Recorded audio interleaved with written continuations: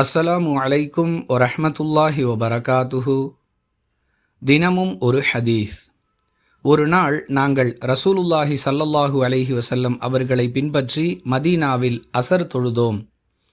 தொழுகையை முடித்த அல்லாஹுவின் தூதர் ஸல்லல்லாஹு அலைஹி வஸல்லம் அவர்கள் வேகமாக தம் இல்லத்திற்கு சென்றார்கள். நபிகளாருடைய இந்த வேகத்தை கண்ட மக்கள் திடுக்குற்றனர்.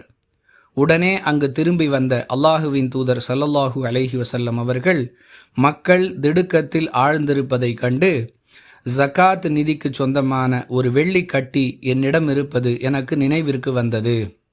அது என்னுடைய கவனத்தை திருப்பி விடுவதை நான் விரும்பவில்லை. எனவே அதை பங்கிட்டு கொடுத்து விடுமாறு சொல்லிவிட்டு வந்தேன் என்று பதிலளித்தார்கள் என உக்பா ரதியல்லாஹு அன்ஹு அவர்கள் அறிவிக்கிறார்கள்.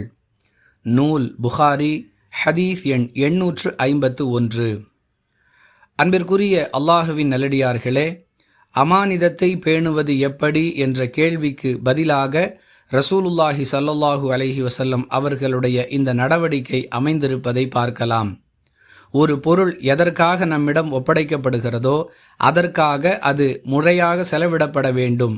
அதுதான் அமானிதத்தை பேணுதல் என்பதற்கான விளக்கம். அந்த வகையில் ஜகாத் நிதி என்பது தேவையுள்ள ஏழைகளுக்கு வழங்க வேண்டிய பொருள். அது தம்மிடம் இருக்கக்கூடாது, உரியவர்களுக்கு வழங்கப்பட வேண்டும் என்பதை விளக்கும் விதமாக நபிகளார் துரிதமாக செயல்பட்டிருக்கிறார்கள் என்பதை இந்த சம்பவம் நமக்கு விளக்குகிறது. இதை முன்மாதிரியாக வைத்துக்கொண்டு நம்மை நம்பி ஒப்படைக்கப்படக்கூடிய பொறுப்புகள், பொருட்கள் ஆகியவற்றில் நாம் அமானிதம் பேணக்கூடியவர்களாக நடந்து கொள்ள வேண்டும். அவற்றை முறையாக செலவழிக்க வேண்டும். பொறுப்பில் நாம் நல்லவிதமாக நடந்து கொள்ள வேண்டும். இல்லையென்றால் அமானிதத்தை பாழ்படுத்தியது குறித்து மறுமையில் விசாரிக்கப்படுவோம் என்ற அச்சம் நம்முடைய உள்ளத்தில் இருந்து கொண்டே இருக்க வேண்டும். இது நபிகளாருடைய இந்த செயலிலிருந்து நாம் கற்றுக்கொள்ளக்கூடிய பாடம். வாஹிரு தஅவானா அனில் ஹம்துலில்லாஹி ரப்பில் ஆலமீன்.